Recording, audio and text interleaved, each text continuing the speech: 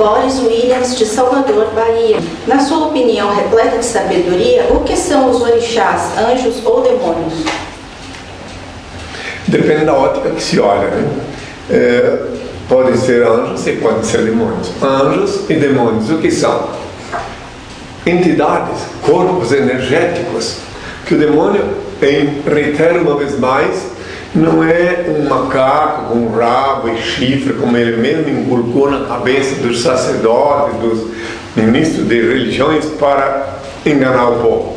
O demônio não tem rabo, não tem chifre, não tem um tridente, nada disso. O demônio é um espírito, uma energia que tem a função, face à criação divina, a função de levar os seres humanos à purgação. Ele te leva a violar a lei, que daí tu sofre bastante em pagando o tributo da violação da lei, até tu aprender que não deves violar a lei, ou seja, que não deves caminhar contra a lei do Senhor, que a lei do Senhor é eterna, não é como a lei dos homens, que carecem de emendas, de alterações, que se tornam obsoletas. A lei do Senhor, daqui trilhões de anos, continuará em vigor e é sempre atual. Então, demônios, orixás, todos esses nomes exóticos que se dá para ele, cachorro, Kirila, etc. Tem muitos outros que eu não vou nem lembrar agora.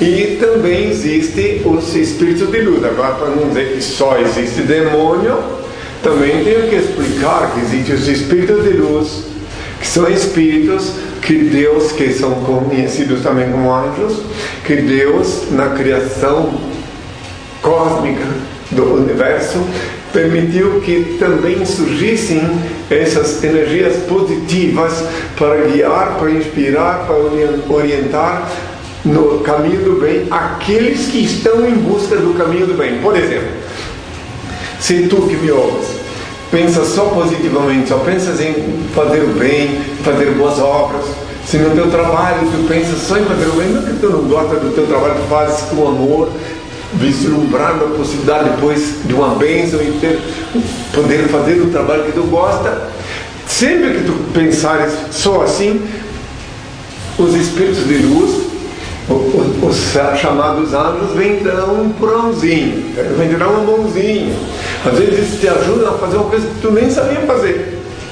Tu está procurando uma coisa e não encontra, e eles vêm e te apontam, caralho, daí tu vai lá e pensa que coincidência. Está procurando, agora encontrei. Não existe coincidência. Que tu estás pensando para o lado do bem, só do bem, sem exceção. Aí os anjos, os espíritos de luz te ajudam, se agregam a ti. Agora, se tu pensas no mal, tu pensas em fazer o mal, tu pensas aí tu atrai para ti essas entidades conhecidas exoticamente como demônio, como espírito imundo, como Belial, esses nomes todos exóticos, Kirila, né? Tem vários nomes. Aí eles é que vêm te assistir, te ajudar, te empurrar para a ladeira das trevas. Cada um deve escolher. Por isso que eu sempre digo, devemos amanhecer e anoitecer pensando só positivamente, pensando sempre no Altíssimo, no Criador Supremo, mesmo que atravessemos uma tempestade, um momento duro, de dor, de angústia, de sofrimento, vendo algum parente, um amigo doente, mal, devemos invocar o Senhor e pedir a Ele que nos permita vislumbrar o que vem depois da tempestade. Ele nos dará a conhecer, a compreender que depois da tempestade vem a bonança. Tudo depende de nós, como agora, se a gente desce, se quando a gente vê a tempestade, a gente esmorece e se rende e diz, ai, estou desgraçado, agora só vem coisa ruim para mim, aí está atraindo coisa ruim. Tem que pensar no Senhor e jamais julgar. Como eu já cansei de ver pessoas dizendo, Deus me abandonou, Deus não existe, se existisse não acontecia isso, mais aquilo. Aí desce uma ladeira, sim, mas não que Deus te empurrou para lá, e sim que tu te jogasse no precipício para ficar convivendo com os espíritos das trevas. Por isso que sempre devemos pensar no Senhor, sempre, em qualquer momento, e sem jamais julgá-lo. Por que? Não. Temos que pensar assim, o que será que vem depois disso? Depois da tempestade. Vou citar um exemplo sociopolítico. Na última guerra mundial, os países derrotados, massacrados, humilhados, hoje estão economicamente. Quanto mais humilhado foi um país, mais elevado ele está economicamente agora. E não existe coincidência. Exemplo, a Alemanha, toda a Europa, o país mais bem situado.